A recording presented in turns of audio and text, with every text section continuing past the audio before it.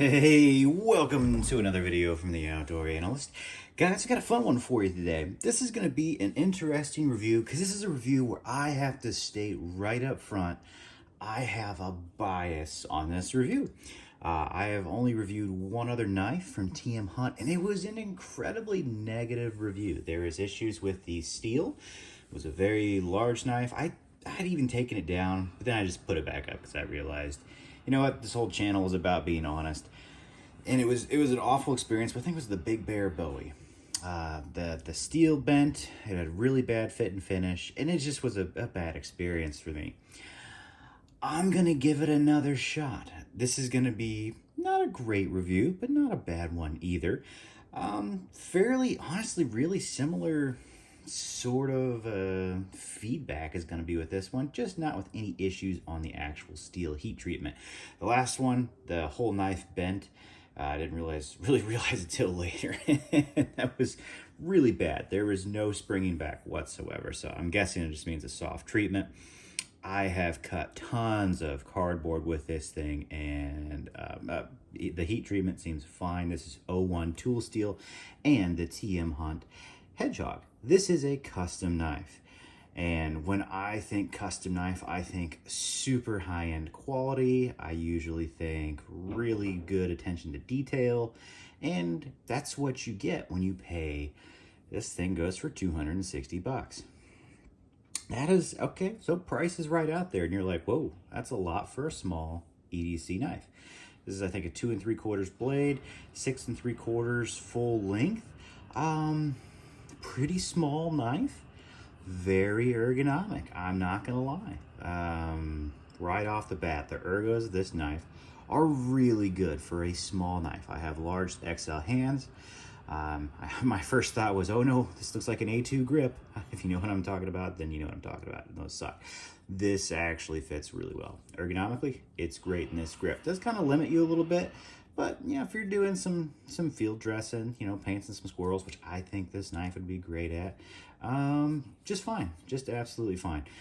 This thing has 01 tool steel, so fairly thin and fairly slicey. Now I have another example of a knife that's a little slicier, but it's also a little smaller. And yeah, I just hadn't seen any reviews out there on this one. So let's do some comparisons before I really get into the details on it. You can already probably see in some ways what I'm gonna say already just from the close-ups, and that's fine. So here's an LT Wright Patriot, a very small EDC knife. Sheath is a little bit smaller, easy to throw in the pocket. 3-finger knife for sure on this one. It's not a 4-finger. I mean, your fourth kind of wraps around. It's not too bad. This is a slicier knife. I kind of did a slice off with them. This is a little easier through cardboard, but it's a thinner edge on there when it comes down to it. So it just does a good job. You can say if you've had one of these, this is probably the smallest EDC knife I've ever had. Blade's a little bit shorter, probably almost a 1/2 inch. Handle, really the handle technically isn't that much shorter, but in reality it's just bird beaked when it comes down to actual length. So lengthwise, you're going to be wrapping your finger around the bird beak on this one for their 4th finger, whereas on this one it's much more comfortable. You have a more comfy grip in the TM Hunt Hedgehog, no doubt. So great ergos on that. Even though this knife really slices well, it is tiny, and you just have to realize how tiny that is. Now let's do another comparison here. What is this? This is, Bark River Mountaineer 2. A little bit bigger of a knife, still a good EDC. It's a little bit too big, I think, for the pocket in reality, but I guess I should move my hand there. I mean, it's a little bit bigger knife. So the Mountaineer is really getting kind of small for a full hammer grip. And now you can kind of see lengthwise, it's a little bit longer, it's a little bit thicker, definitely thicker in the blade. This is a tank. This is an absolute beast of a knife, whereas the TM Hunt Hedgehog is very much an EDC knife. In my mind, I'm just going to say it feels like a great squirrel knife. Something you just throw on the belt. It's going to get through all the sticker bushes when you actually go and retrieve your squirrel. And that's it. So we'll do one more comparison a little bit later. But as far as ergos go, really, really good. As far as blade performance, the O1's been great. I cut tons of cardboard, stropped it up, got my mirror edge kind of on the back end of it there, and it has been fantastic. Stropped up really fast. It's O1, so it's not not hard to do that. This thing is hair popping sharp, and that is awesome. So I do like tool steels, and kind of like sometimes someone would say O1's kind of on the lower end of steel. It is. It's nothing special. But it does take a great edge. It also doesn't hold an edge super long, but you know, that's the trade-off of being able to put one on it with just a couple of straps and doing freaking amazing. So where do I kind of say this is similar to the other review? It's basically because the fit and finish is really rough on this knife. For a custom knife, I usually really expect perfection. You can just see right here, this protrudes. The scales, I can feel differences as I put my finger all the way through. You don't get that on the LT, right? You didn't get that on the Bark River. This is sharp up here on this side versus this one's very smooth. So on the scales, they're pretty rough. And on the lanyard tube, this was very sharp when I got it.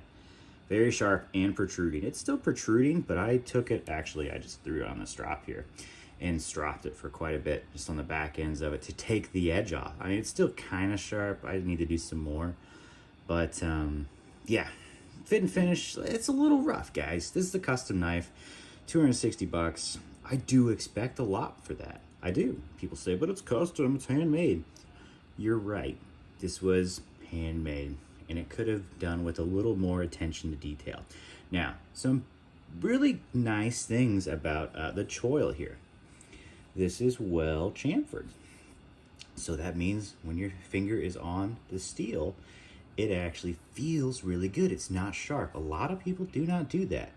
That's a little extra touch. The plunge grind, not perfect.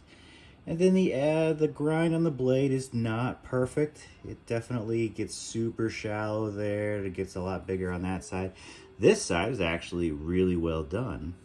This one, not so much. What does that mean? Does that affect the function of the knife? On this one, no. On the other TM Hunt I had, yes, because it bent like a mofo. It was worthless. Terrible, terrible, terrible. This one, it doesn't affect the function, but it does affect what you expect for 260 bucks in a small knife.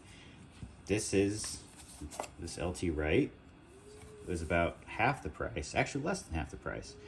And the fit and finish is much better on it. All around, plunge grinds, the handle scales, blade grind, even perfect on the plunge. Really, really good. The Bark River, even my Mountaineer 2, it's actually better. That's saying something for Bark River quality control. This Fiddleback Forge, I always go back to, like, what can a custom knife do? This is Fiddleback Forge, and their fit and finish is phenomenal for a custom. Phenomenal. Yeah, you can probably hear the water in the background. It's bath time for the youngling. So don't mind that. But this is what I compare customs to, man. You got to be able to keep up with this. This is immaculate. Perfect on the scales, perfect on the grind. Really, really excellent details to fit and finish. Not excellent on details to fit and finish. Now, if for some reason the aesthetic of an unfinished knife fits you, because this is an aesthetic, it really is, and it also is a feely thing. It's not perfect. If that floats your boat, there it is.